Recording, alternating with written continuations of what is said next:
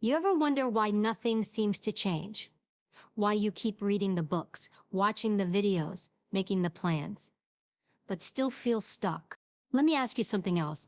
When was the last time you truly suffered? Not just felt uncomfortable. Suffered, pushed so far out of your comfort zone that it physically ached, emotionally drained you, mentally pushed you to the edge. Because here's the truth nobody wants to say out loud. To grow, you must suffer. I know, you didn't want to hear that. You wanted the shortcut, the affirmation, the hack. But deep down, some part of you already knows. It's the pain that forges the real you. Comfort doesn't change people. Hard does. Ugly does. Loss does. Rejection does. And the people you look at, strong, poised, focused, they didn't get that way by accident. They earned that by walking through hell and refusing to come out empty-handed. You don't grow by being untouched. You grow by being tested and still choosing to show up. This isn't a feel-good pep talk. It's a wake-up call. You think you want change? You think you're ready for growth? Then brace yourself, because everything you want is on the other side of pain. And the only way out is through. Now let's talk about how you build that fire, how you lean into the suffering, and how you come out the other side unbreakable. Let me know if you'd like to move into the first main section, Pain is the Price of Progress, or if you want tweaks to this intro first. You hear people talk about growth like it's this inspiring, beautiful process. They paint it with soft colors and motivational quotes. But the reality, growth is violent. It tears through your comfort. It strips you bare. It forces you to confront everything weak, everything lazy, everything dishonest inside you. It's not a sunrise, it's a battlefield. And pain is the entry fee. The truth is, nobody wants to suffer. We're wired to avoid pain emotionally, physically, mentally. We build lives around convenience, comfort, and control. But here's the problem with that. Comfort breeds complacency, and complacency is a slow death. You may not see it right away, but the second you stop challenging yourself, you begin to decay from the inside out. You stop taking risks. You stop confronting truth. You stop expanding. Growth never happens when things are easy. It happens when life cracks you open, when your plans fall apart, when people betray you, when you're exhausted and defeated but somehow still find the grit to keep going. That's where the real change happens, not in the curated Instagram-worthy moments, but in the dirty, painful, behind-the-scenes battles that no one sees, the ones you fight in silence. We've been sold a lie, that if something is meant for you, it should come easy, that if the door is hard to open, maybe it wasn't yours to walk through. That is not truth. That is weakness, dressed up as wisdom. Anything worth becoming is going to hurt. It's going to stretch you so far past your limits, you'll forget who you even thought you were. And that's the point, because growth is the death of who you were, and the painful birth of who you're meant to be. Think about this. When you train your body, what do? You put it through resistance. You lift more than it wants to carry. You run longer than it wants to move. You put it under pressure, painful pressure, because you know that's the only way it becomes stronger, faster, more resilient. So why would your mind, your character, your spirit grow any differently? You don't build mental toughness by sitting on a couch, reading about it. You build it by dragging yourself through the days you don't think you can survive and doing it anyway. Most people never reach their potential, not because they lack talent or opportunity, but because the moment it hurts, they retreat. They think pain is a stop sign. But pain is not a sign to stop. It's a signal that you're in the middle of transformation.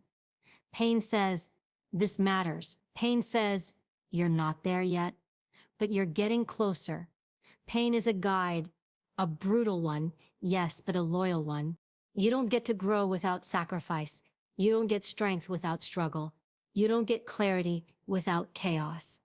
There is no elevation without destruction. You want to rise? Then something inside you has to fall. Your excuses, your attachments, your limiting beliefs. Growth demands a trade. What are you willing to give up to become who you're meant to be? People always say they want to change. But when the suffering begins, they go quiet. Because real change costs. It costs comfort. It costs certainty. It costs the luxury of blaming the world for your pain. That's why not everyone grows. That's why not everyone evolves. Because it's easier to stay small and numb than to burn through the fire of growth. But here's the thing. If you don't choose the pain of progress, life will hand you the pain of regret. And that kind of pain, that one sticks. That one haunts. That one will eat at you until the day you die. So what do? You get honest. You stop sugarcoating the journey. You start expecting resistance. And when it shows up, you welcome it. You let it sharpen you. You let it break down what's weak in you so you can rebuild what's strong. You stop asking, why is this happening to me? And start asking, what is this making of me? Because every painful moment is an invitation to level up, to shift, to let go of the old narrative and write a new one. The version of you that can't handle rejection, that version has to die. The version that gives up when it's hard, that version has to go. The version that seeks validation, hides from truth, fears judgment, that version can't go where you're headed. Pain isn't the enemy. Pain is the mirror. It shows you what you're made of. It shows you where you need to heal. It shows you what you truly value. And most importantly, it shows you what you're capable of becoming if you're willing to stay in it long enough to find out.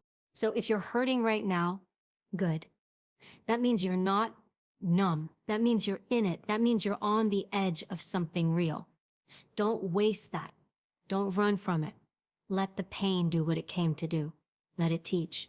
Let it carve. Let it transform. And when you come out the other side, because you will, you'll be unrecognizable. Not because life got easier, but because you got harder to break. Stronger, clearer, wiser. That's the price of progress. And you're worth that price. Most people think emotional resilience is something you're either born with or you're not. That some people are just naturally tougher, but that's a lie. Emotional resilience is not some rare gift. It's a muscle. And like any muscle, it has to be trained, stressed, broken down, and rebuilt over and over again until it becomes strong enough to hold you up when everything else falls apart. Think about this. Nobody questions that. To get physically strong, you need to lift heavy things. You have to go to the gym, challenge yourself, push past what's easy, and endure some level of pain. Emotional strength is the exact same thing. It just happens in silence. You train it in your private struggles. In the moments you think nobody sees, in the days where everything inside you is screaming to quit, to lash out, to run, and you stay. You breathe. You choose to respond instead of react. Most people are emotionally reactive. They let their feelings drive the car. Anger, fear, insecurity, they let those emotions dictate their decisions, their relationships, their self-worth. That's weakness. That's living at the mercy of your environment. Emotional resilience is different. It's the ability to feel every ounce of pain, disappointment, betrayal, and still hold the line.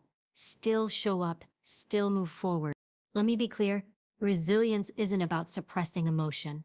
It's not about pretending things don't hurt. That's just denial, and it always explodes later. Real resilience is facing it head on, sitting in the discomfort, owning the pain, letting yourself feel it, but not letting it control you. You become the observer, not the slave. You don't develop that kind of strength in the sunshine. You develop it in the storm. It's when your heart is broken, but you get up and keep your integrity. It's when someone disrespects you, and instead of retaliating, you respond with clarity, not chaos. It's when you're exhausted, misunderstood, unseen, and you still keep your word. That's emotional toughness, and it's rare, but it's buildable. The hard truth is that no one can give this to you. You don't get it from a book, a podcast, or a mentor. Those might light the fire, but the work is done in the dark. It's done in silence when you're alone with your thoughts and your triggers and your wounds. It's done when you choose to do the right thing, not the easy thing, when no one is watching. Think about athletes. Think about soldiers. Think about survivors. They don't just endure pain, they train in it. They don't avoid difficulty. They seek it out. They simulate it. Because they understand something most people don't. If you wait until life breaks you to figure out how to be strong, it's already too late. And here's something people don't talk about enough. Emotional resilience is also about owning your reactions. Nobody owes you emotional stability. Nobody is responsible for how you respond to life, but you. You can't control the people who hurt you. You can't control the losses, the betrayals, the sudden changes, but you can always control what you do next. And the more you take ownership of that, the more unshakable you become. But if you're always blaming, always pointing outward, always justifying your anger, your bitterness, your self-destruction, then you'll never grow. You'll stay trapped in your pain because you've given it permission to define you. Resilience says, I acknowledge what happened, but I refuse to let it decide who I become. Let me give you something practical. The next time you feel triggered, angry, jealous, anxious, whatever, pause. Don't react, just pause.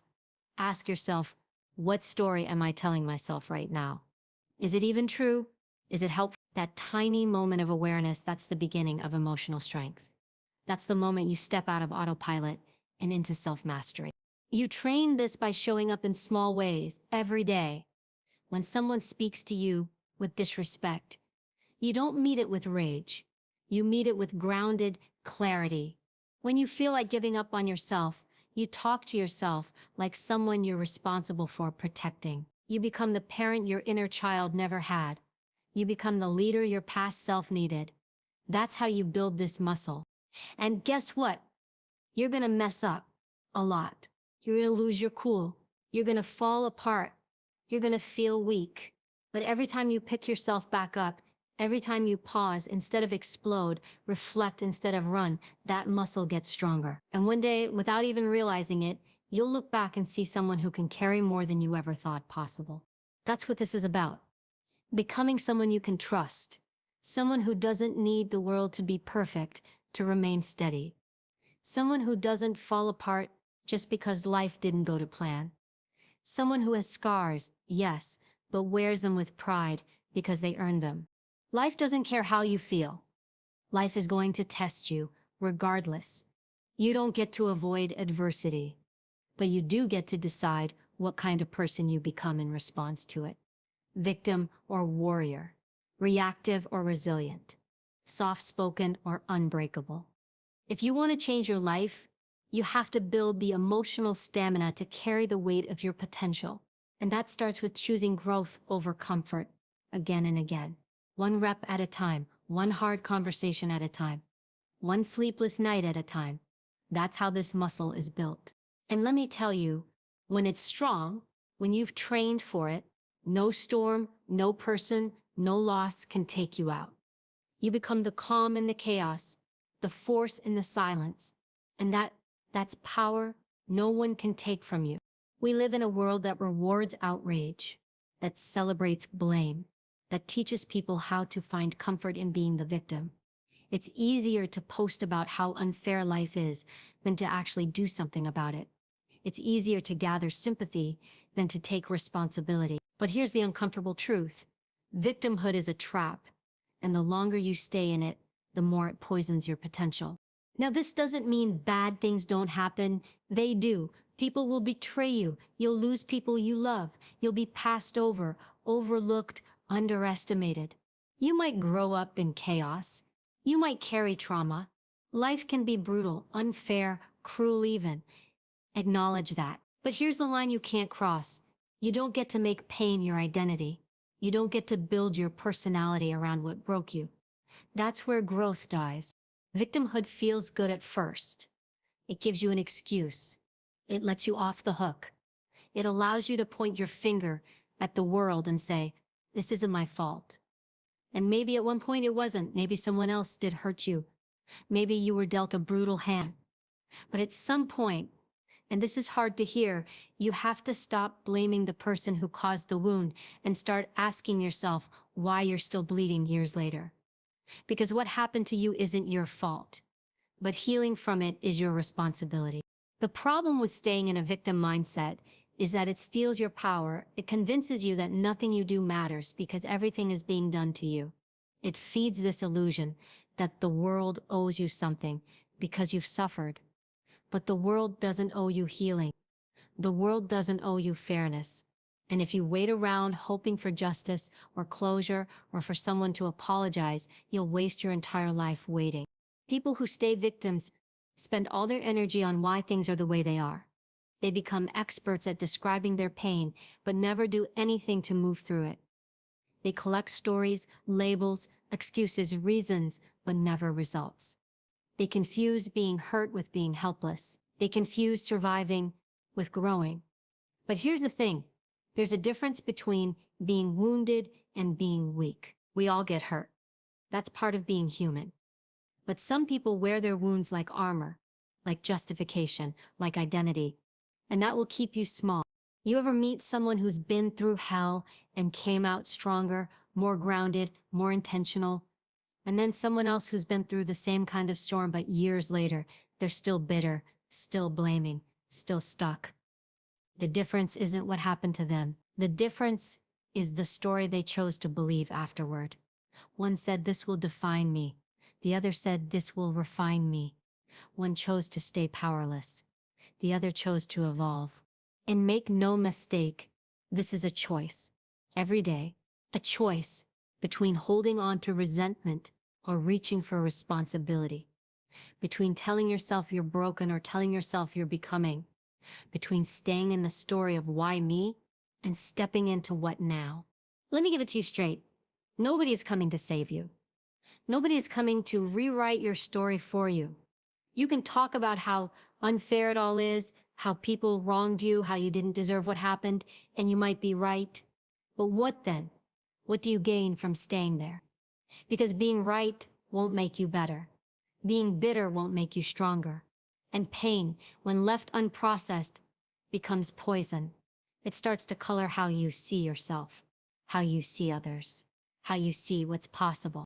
Victimhood also has a sneaky way of distorting your self-image. It whispers to you that because someone treated you like you were nothing, maybe you are nothing.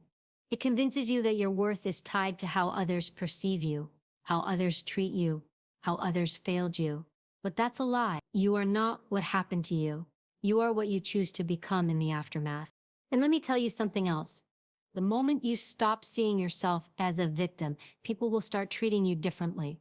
Why? Because energy doesn't lie. When you carry yourself with strength, not entitlement, with ownership, not blame, with clarity, not chaos, people feel that. They start to respect you more. But more importantly, you start to respect yourself more. And self-respect is the foundation of every great transformation. You want to build a powerful life? You have to let go of the narrative that someone else is in charge of how you feel.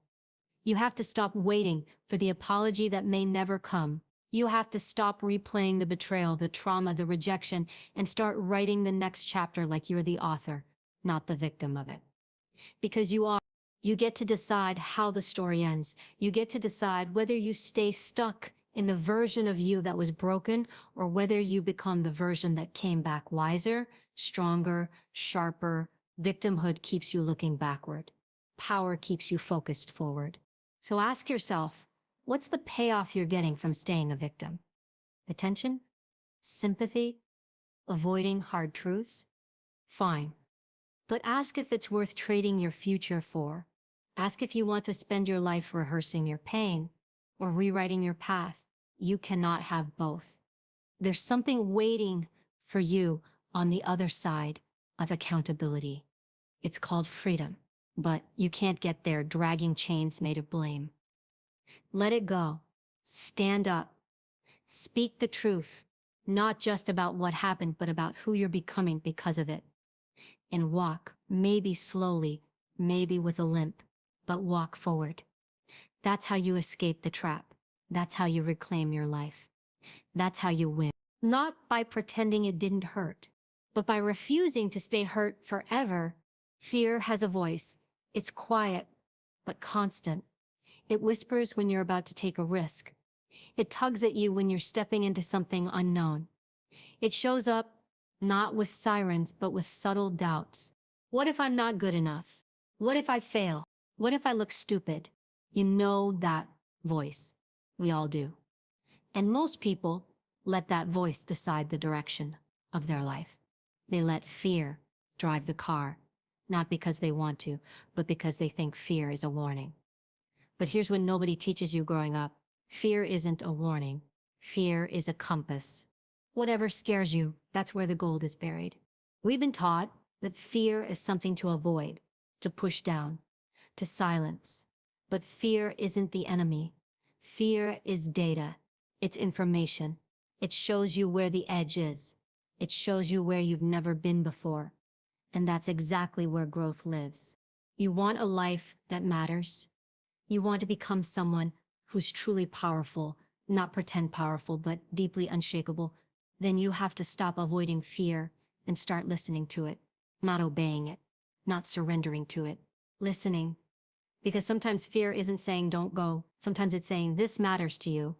And that's why it scares you. Look closely at the people you admire, the people doing meaningful, bold, courageous things with their lives. Do you think they were fearless? No, they were terrified. They still are. The difference is they decided to stop waiting for the fear to disappear and started moving with it. They stopped seeing fear as a reason to retreat and started seeing it as a signpost. You're getting close. And then there's failure. Fear's close cousin. Another word we've been conditioned to dread.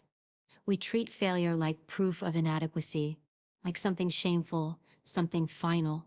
But that's only because we misunderstand what failure actually is. Failure isn't a reflection of your worth. It's a reflection of your willingness to try. And the people who win big, they're not the ones who never failed. They're the ones who failed the most and kept going. Let me put it simply.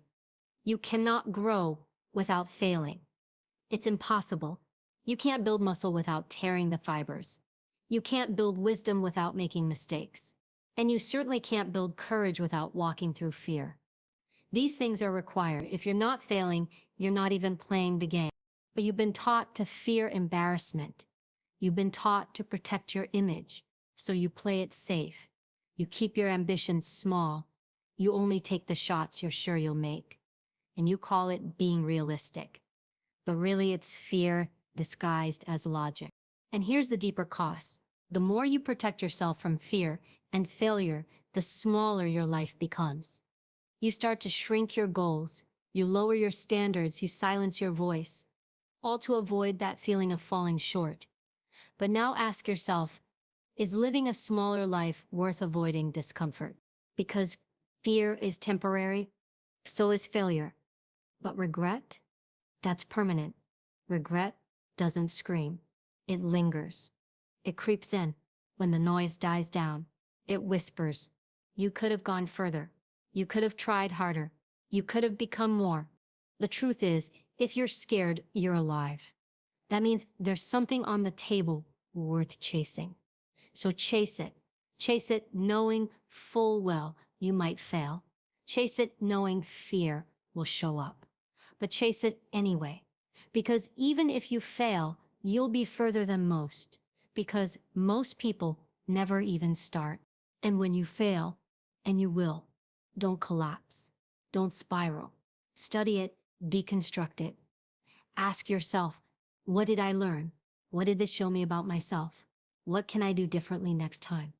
That's how you turn failure into fuel. That's how you train your mind to see the lessons, not just the loss. You're not supposed to be perfect. You're supposed to evolve, and you can't evolve if you're obsessed with not messing up. Mistakes aren't the enemy. Stagnation is. Playing it safe, living small, avoiding risk. That's the real danger.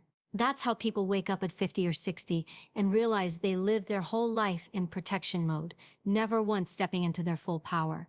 What you need is a reframe. Fear is a signal, not a stop sign. Failure is feedback, not a final judgment. And every time you face both, you build something stronger inside yourself.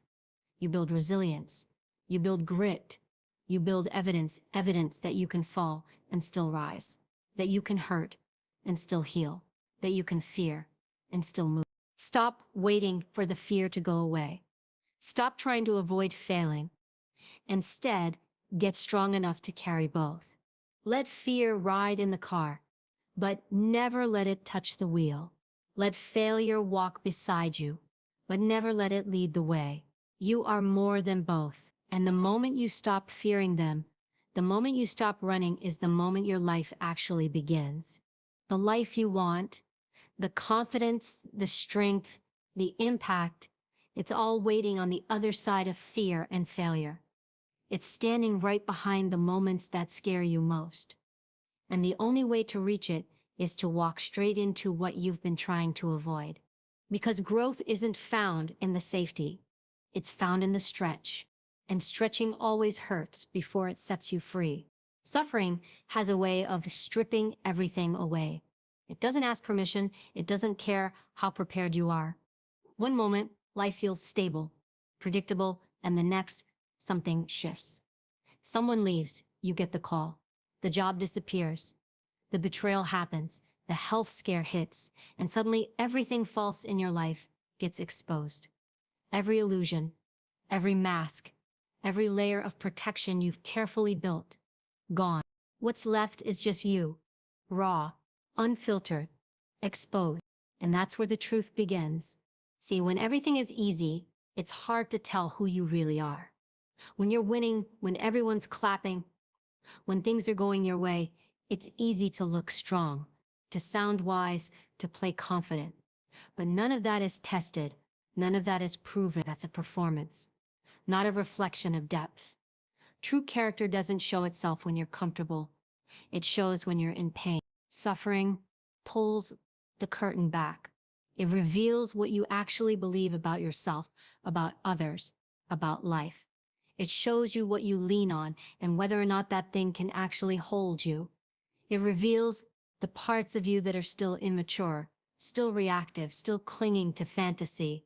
It shows you where your real values live, not just the ones you post about. It shows you what matters and what never did.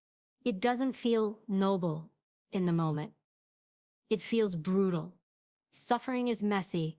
It brings anger, confusion, hopelessness.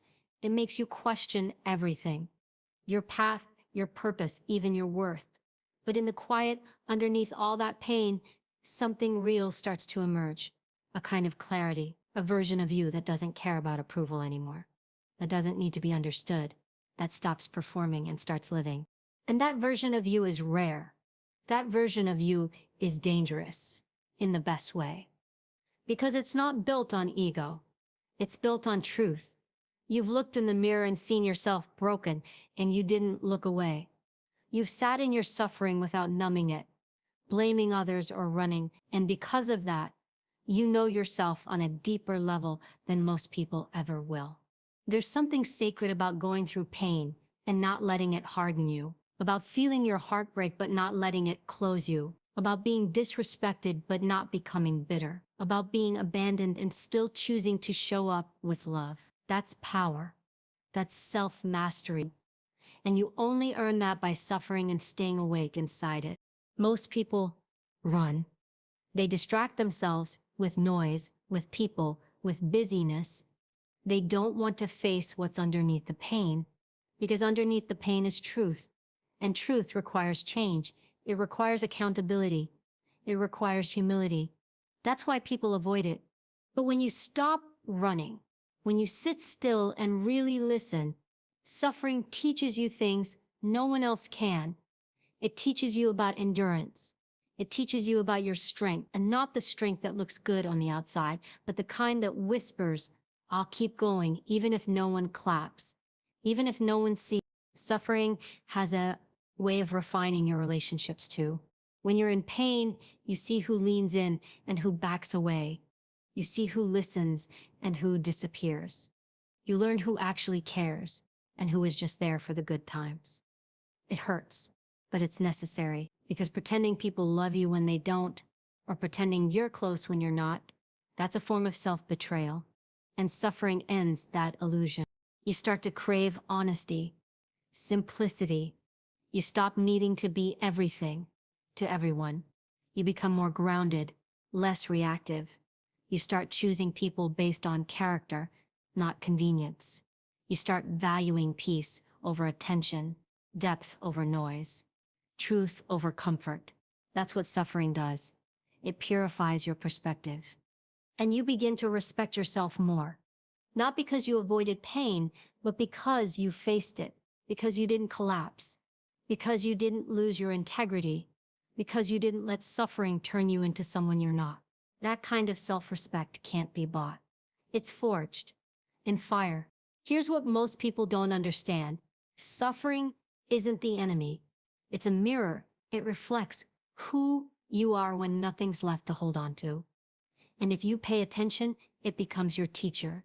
It shows you what needs healing, what needs letting go, what needs to be rebuilt. Some of the most powerful, grounded, peaceful people you'll ever meet aren't that way because their life was easy. They're that way because they've walked through hell and chose not to become it. They chose to extract wisdom from their wounds. They chose to become better, not bitter. They chose to use their pain, not as a prison, but as a portal to a deeper, more resilient self. That choice is available to you. Not once, every day. Every day you suffer, you get to choose. Collapse or construct, deny or deal, shrink or stretch.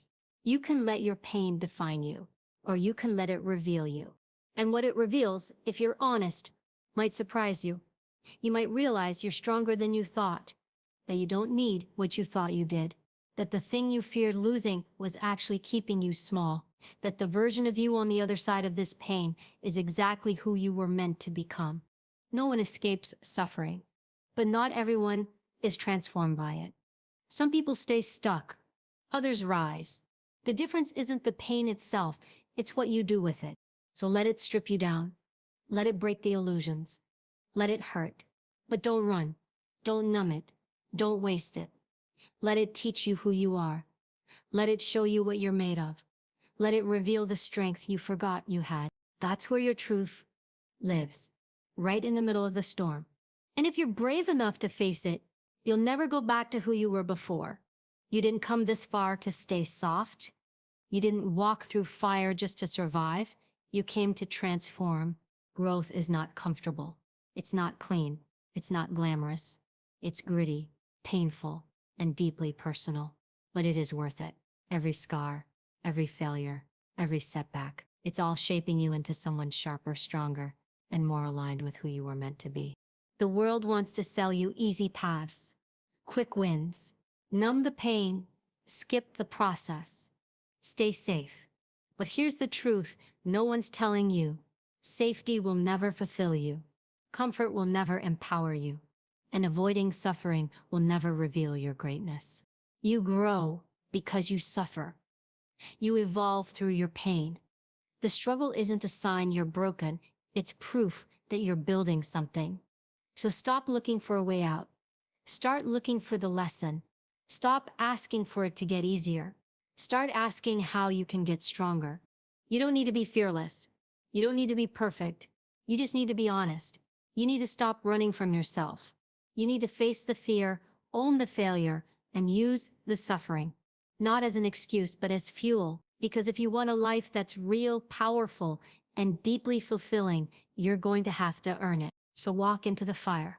Head high, heart open, and don't look back. This is how you rise. This is how you grow. And this is how you take your pain and turn it into power,